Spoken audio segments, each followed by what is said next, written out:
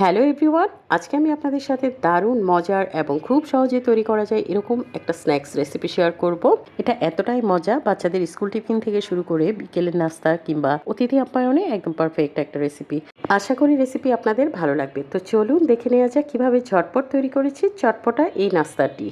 মজার এই নাস্তাটি তৈরি করার জন্য আমাদের লাগবে আলু। এখানে আমি 4টা মিডিয়াম সাইজের আলু সেদ্ধ করে একটা ম্যাশারের সাহায্যে এরকম ম্যাশ করে নিচ্ছি। এবার এই ম্যাশ করে নেওয়া আলুর মধ্যে আমি একে একে বেশ কয়েকটা উপকরণ যোগ করব। প্রথমেই দিয়ে দিচ্ছি এখানে পেঁয়াজ বেরেস্তা, লবণ দিয়ে দিচ্ছি স্বাদ অনুযায়ী, সামান্য পরিমাণ হলুদের গুঁড়ি দিয়ে দিচ্ছি, 1 চা চামচ লাল মরিচের গুঁড়া, হাফ চা চামচ ধনিয়ার গুঁড়া, গোলমরিচের গুঁড়া দিয়ে দিচ্ছি হাফ চা চামচ, চিলি ফ্লেক্স দিয়ে দিচ্ছি হাফ চা চামচ। স্বাদ বৃদ্ধির জন্য এখানে আমি দিয়ে দিচ্ছি 1 প্যাকেট ম্যাগি সিজনিং পাউডার। এটা যে কোনো মুদি দোকানেই আপনারা পেয়ে যাবেন। 2 টেবিল চামচ কর্নফ্লাওয়ার দিয়ে দিচ্ছি। আপনাদের হাতের কাছে যদি কর্নফ্লাওয়ারটা না থাকে তাহলে এর পরিবর্তে আপনারা চাইলে ময়দা ব্যবহার করতে পারবেন। সবগুলো উপকরণ খুব সুন্দর করে হাত দিয়ে আলুর সাথে মিশিয়ে নিচ্ছি। এখানে আমি যে মশলাগুলো ব্যবহার করেছি এগুলোর পাশাপাশি স্বাদ বৃদ্ধির জন্য আপনারা চাইলে আপনাদের পছন্দ মতো অন্যান্য মশলাও ব্যবহার করতে পারেন।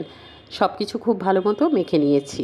মেখে নিয়ে আলুটা একপাশে রেখে দিচ্ছি। আর এখানে আমি বেশ কয়েকটা চিকেন সসেস নিয়ে নিয়েছি। এই সসেসগুলো আপনারা যে কোনো ডিপার্টমেন্টাল স্টোরে ইজিলি পেয়ে যাবেন।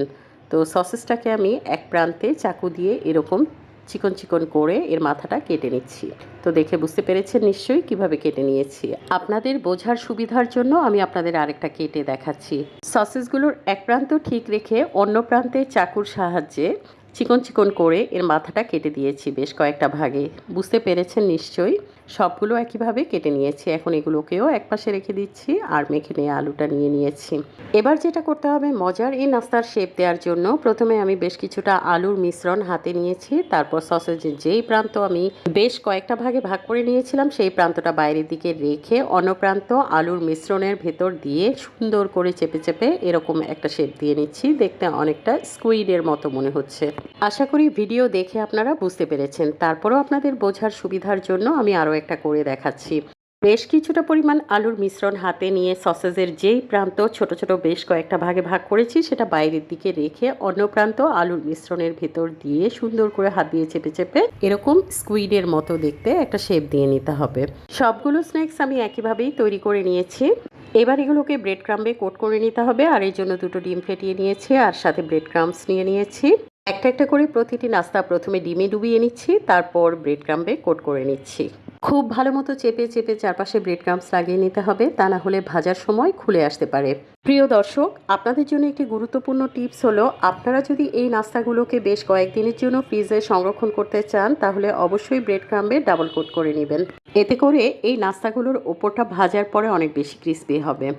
একটা নাস্তা আমার রেডি হয়ে গেছে। আমি আরেকটাকে খুব সুন্দর করে ফ্যাটানো ডিমে ডুবিয়ে তারপর ব্রেড ক্রাম্বে ভালো মতো কোট করে নিচ্ছি।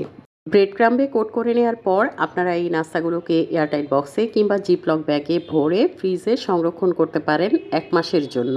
পরবর্তীতে যখন খেতে মন চাইবে তখন ফ্রিজ থেকে বের করে ডুবো তেলে ভেজে নিলেই হয়ে যাবে।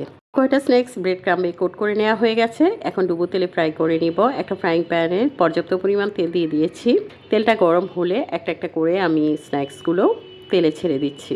শুরুতে চুলার আঁচটা বাড়িয়ে এই নাস্তাগুলোকে ভাজতে হবে যাতে করে তেলের টেম্পারেচারটা অনেক বেশি থাকে। এরপর এই নাস্তাগুলো যখন শক্ত হয়ে আসবে তখন এগুলোকে উল্টে পাল্টে মিডিয়াম হিটে গোল্ডেন ব্রাউন কালার হওয়া পর্যন্ত ভেজে নিতে হবে। চেষ্টা করবেন একটু বড় সাইজের প্যানে ডুবো তেলে ভাজার জন্য, তাহলে এগুলো খুব সুন্দর করে ভাজতে পারবেন। আলুটা যেহেতু আগে থেকেই সেদ্ধ করা তাই এই নাস্তাটা ভাজতে খুব বেশি সময় লাগে না, বড়জোর 3 থেকে 4 মিনিট। আরেকটা কথা সেটা হলো গাদাগাদি করে একসাথে অনেকগুলো ভাজতে যাবে না, এতে করে ভেঙে যাওয়ার পসিবিলিটি থাকে। সবগুলো স্ন্যাক্স আমি গোল্ডেন ব্রাউন কালার করে ভেজে নিয়েছি। এখন গরম গরম পরিবেশন করব। মাশাআল্লাহ, দেখতেই পাচ্ছেন কতটা লোভনীয় হয়েছে। প্রিয় দর্শক, দেখলেন তো কত সহজে ঝটপট ঘরে থাকা উপকরণ দিয়ে খুব সহজে এই নাস্তাটা তৈরি করা যায়। এটা দেখতে যেমন সুন্দর হয়েছে মাশাআল্লাহ, আর এটা টেস্টের কথা কি বলবো, এক কথায় অসাধারণ। আমার বাসায় সবাই তো অনেক বেশি মজা করে খেয়েছে। আপনারাও একবার এভাবে ট্রাই করে দেখবেন, ইনশাআল্লাহ আপনাদের অনেক বেশি ভালো লাগবে। বিশেষ করে আপনাদের বাসায় যদি ছোট বাচ্চা থাকে তারা তো বেশ পছন্দ করবে। মজার এই রেসিপিটি আপনাদের কেমন লেগেছে কমেন্টে জানাবেন। আর শিখে রাখতে চাইলে নিজের টাইমলাইনে শেয়ার করে রাখতে পারেন যাতে করে ভিডিও দেখে নিজেরা তৈরি করতে পারেন। এরকম সহজ রেসিপিগুলো পেতে পেজ ফলো করবেন। সবাইকে ধন্যবাদ, ভালো থাকবেন। আজকে বিদায় নিচ্ছি, আল্লাহ হাফেজ।